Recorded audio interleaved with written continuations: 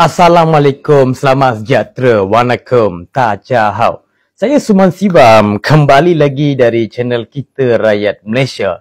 Hari ini saya kembali dengan satu isu, konten nasi kandar lauk babi, ya, satu penghinaan timbulkan kekeliruan. Presiden Prisma ini menjawab dan memberi pendapat berkaitan dengan ini. Dan saya ada beberapa pendapat ingin dimenyatakan, ya.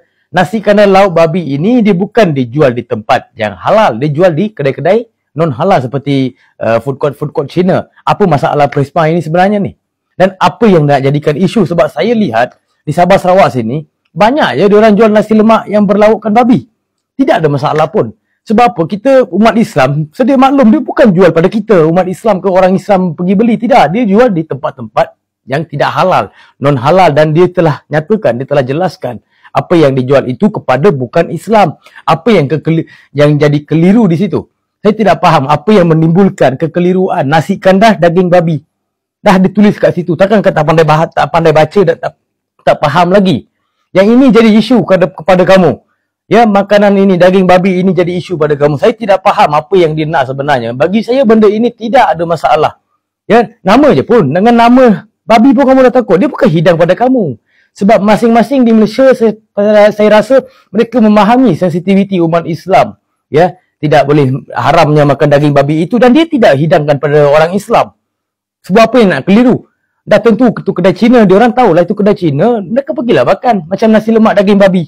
Saya pun pernah tengok dia jual daging babi terang-terang. Takkan saya nak marah, itu hak dia. Sebab itu makanan dia, itu budaya dia. Kalau dia nak makan babi dengan nasi-nasi lemak ke, nasi kandar ke, masalah dia lah apa yang jadi isu di situ dan apa ada kaitan dengan umat Islam di Malaysia dengan kenyataan Prisma ini, kekeliruan lah, penghinaan lah. Saya tidak faham langsung saudara-saudari. Dan mereka sahaja-sahaja menjadikan perkara ini menjadi isu. Ya, banyak lagi kita boleh persoalkan, banyak lagi kita boleh timbulkan sebagai satu persoalan yang solid untuk mendapat jawapan. Contoh kita pergi zouk, pergi pub. Banyak je orang yang beragama Islam pergi menari sana, minum arak di situ. Itu baru jadikan isu.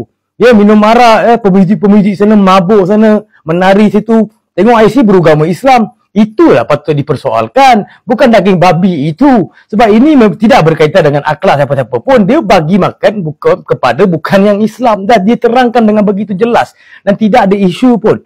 Jika benda-benda kecil pun jadi isu, saya pun tak tahu apa yang dia fikirkan. Nasi kandar, lauk babi. Dah dia ada lauk babi, dia tak hidang. Dah kau tahu benda tu lauk babi, apa yang keliru situ? Dan apakah penghinaan di situ? Dia bukannya ditulis kat situ untuk orang lain makan. Nasi kandar lauk babi untuk orang Islam makan. Itu baru penghinaan, timbulkan kekeliruan dan mengisytiharkan perang. Tapi ini tidak. Dia tidak memberi pada orang yang beragama Islam. Kamu tak payah kelirukan keadaan. Yang keliru kamu, tapi kamu kerukan keadaan lagi. Supaya nak jadikan isu, supaya nak menyatakan perkara-perkara yang tidak patut. Tak payahlah saudara, ini bagi saya bukan isu pun. Ini adalah perkara yang benda boleh fikirlah. Ya. Dah tentu orang Islam tak boleh makan babi, apa yang keliru? Dah tahu kedai Cina tak payahlah pergi. Dah tahu kedai bukan non halal, buat apa kau pergi situ? Ya. Dah tahu tentu non halal, nak kau pergi buat apa? Adakah dekat zoo ditulis orang Islam dilarang masuk? Tidak juga. Saya pun pernah pergi dulu sebelum Islam. Pergi pub-pub situ, tidak pun ditulis haram untuk non-Islam, tapi dia orang pergi juga sebab ini hak individu. Kita ambil yang akidah, benda yang berkaitan akhlak itu kita perbetulkan akhlak agama kita sendiri dulu. Umat Islam kita, Nabi Muhammad kita sendiri dulu, kita betulkan akhlak dia orang, baru kita pergi pertikaikan orang lain, hak orang lain. Ini tidak ada masalah sebenarnya dibuatkan jadi isu.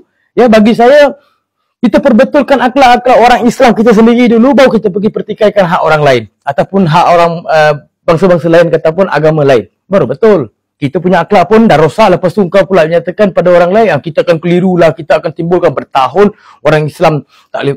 Dalam kitab pun ada, setiap rakyat Malaysia sedia maklum yang bukan Islam ni, orang Islam ini tidak boleh makan babi, tidak boleh pegang anjing, benda haram. Mereka sedia maklum. Tak perlu ajar mereka, saya rasa. Sebab dia tak timbulkan, bagi saya dia tak timbulkan kekeliruan. Yang keliru hanyalah Prisma.